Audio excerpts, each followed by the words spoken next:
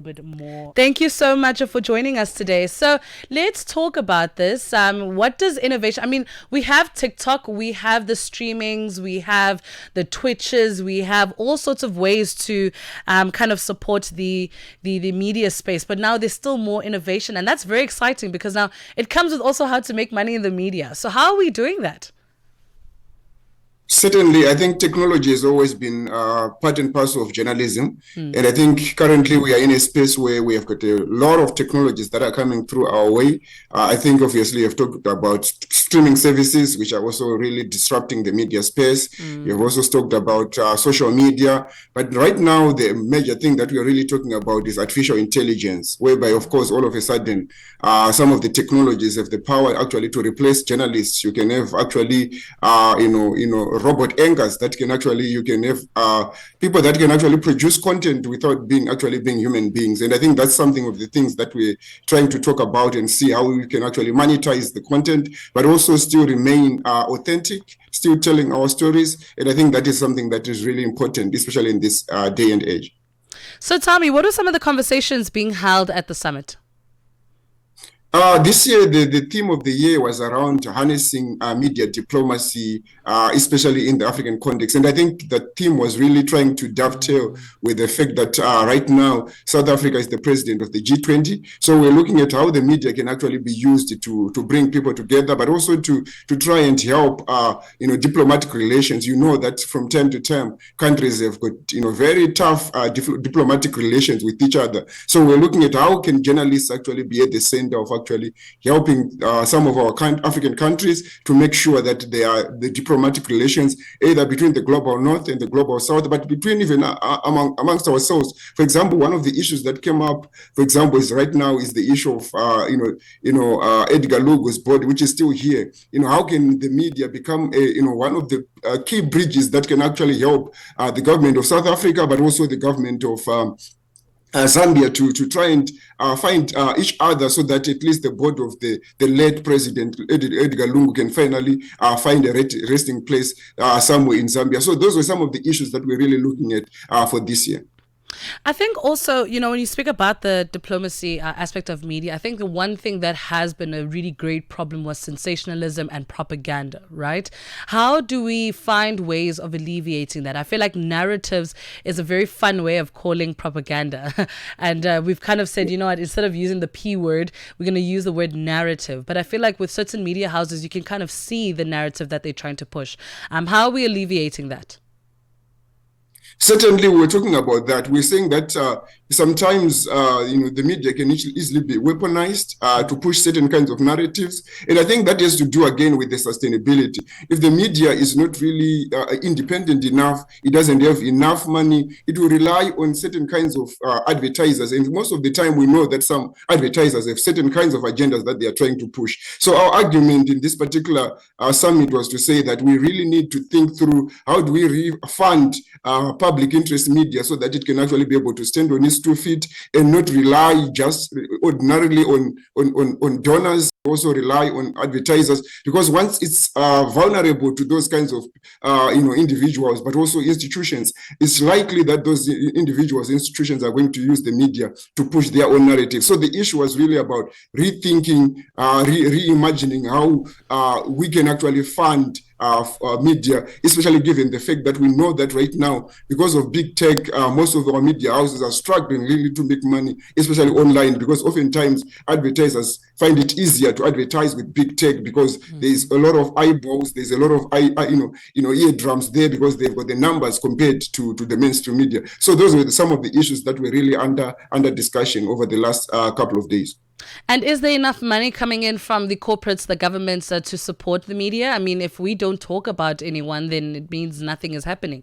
I think our role has been undermined for the longest time. And now we're like, guys, if we can just keep quiet about everything that's happening in the world, then no one would know anything. Do you think enough money is being pumped, or do people understand why funding is required for the media space? I think that is a major problem, because it tends to, if you look at what is really happening, you realize that in most cases, people don't really realize that it's very important for us to pay our TV licenses, to pay our radio licenses, so that organizations, for example, like SABC, can continue to thrive. We often think that no, it's because it's the government, it's the government responsibility. But ultimately, if you look at it, our taxpayers are the one, taxes are the ones that are really going towards trying to sustain. So we really need to make sure that not only the government, but also the ordinary person understands the importance of paying radio and television licenses, so that those licenses can then be distributed to help the media to continue to do the role that it plays. Just imagine in a world where we don't have organizations, for example, like SABC, like Channel Africa, like SABC One. Just imagine that kind of a world. And I think essentially that's where we are heading to, if we really don't really put our act together and make sure that the money that we get is actually being channeled through to these particular institutions, so that they can continue to produce public interest content. Oftentimes, yes, it's easy to say we want content that really excites us, that interests us, but that content really sometimes may not be able to help us to be informed, to be educated, so that we can make the right kind of decisions, especially in an election kind of an environment. So we really need to make sure that the government, when they budget, they really think through to say, what kind of resources are we putting together so that we can help public interest media to continue? Yes, we can rely on individuals, but ultimately, I think that if we really need to continue to see mainstream media continue to thrive, the government, the ordinary people must come to the party, because those are the people that are really have got the muscle, but also the financial resources to make sure that the media continues to thrive the way it has always been doing over the centuries. And what about the youngsters? I mean, what are they saying about the media space when they step into it? Are they afraid that they may not ever achieve their goals? How are they absorbing this information? What are some of the questions that they have? Very interesting. That's a very interesting question, Sako, that you have just posed. Really, because when we've been talking to young people, some of them have really been saying, what kind of media are you talking about? Because some of them have never even watched SABC. Some don't even listen to the radio. So for them, when you talk about media, you are talking about essentially TikTok. You're talking about X. You're talking about Instagram. So for them, media has certainly moved away from the traditional media that we talk about. So for them, even when you talk about where are you likely to find yourself looking for a job, most of them want to be podcasters. So they see themselves through people like, for example, McG, people like So, because that's the space that they are consuming. Because remember, these people have got a limited attention span. So for them to then spend hours and hours listening to radio or listening to the television, or even just reading the newspaper, they don't have time for that. They really want media that is just gives them snippets of content. So really, I think we also need to even reimagine what kind of media are we going to package going forward, because increasingly we are seeing that, long form kind of journalism where it takes a long of time for them to really get to the gist of the things. People don't really want it, especially amongst the young people, the so-called AMA 2000. They really want content that really speaks to them, but that speaks to them within 2 minutes, within 3 minutes, and they move on because they've got so many other, competing opportunities and also competing platforms where they can actually be able to consume and actually deal with content. So we also need to reimagine what kind of media we are going to see 30 years from now, and how do we fund that kind of media if we don't have the resources. But Prof, isn't it unfortunate though? I mean, we both come from, and you're a professor, so of course you're well learned. When I think about the qualifications that I had to sit and do rough drafts and in pencil, and we come from a generation where everything was done in pencil and pen and on paper, and the kids can barely move without the likes of ChatGPT. So is it not unfortunate, like just on a personal level, is it not unfortunate that we have to get to the point with media? We can't actually fully explain the before, the during, and the after. Just even thinking about what happened recently with the surname changes, right? When I read a little bit about the reason why, the government decided to add it as a law that you can assume your wife's surname. was to actually support the LGBT and equality clauses within our constitution. So it's not that the men can take a wife's surname. No, it's the fact that if a wife and a wife are getting married together, they can actually legally now assume each other's surnames. And it's unfortunate that it's because of our get to the point narrative and our get to the point processing, and the fact that after an 8-second video people feel like they've learned anything. It's unfortunate that the young people can't actually even go and do research for themselves. Are we, as the media, are we not kind of adding to that? Are we not making it easy for them to have a short attention span?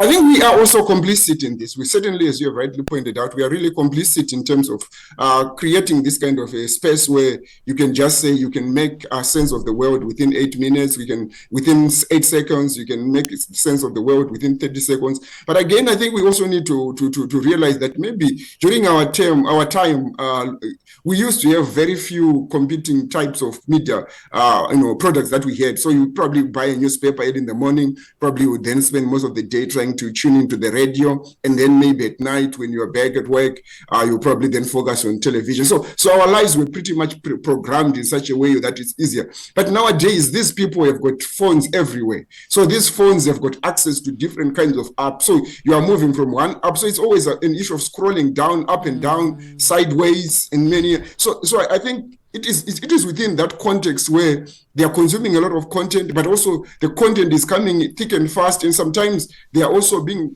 made prone to misinformation and disinformation, because some of the content that they are getting is not verified, because it's just coming from different kinds of people. So I think it is the era in which we find ourselves, and we need to make sure that within that era, what kind of content then we produce so that we can be able to reach out to these particular people that are already consuming this content.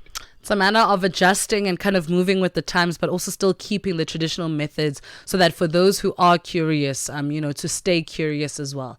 And I think that the work that we are both doing is adding to that. And I'm just hoping one day we can go back to actually having papers and pens and people writing things down and opening newspapers and listening to the radio for their information. But until such a time, we move with the time. Indeed.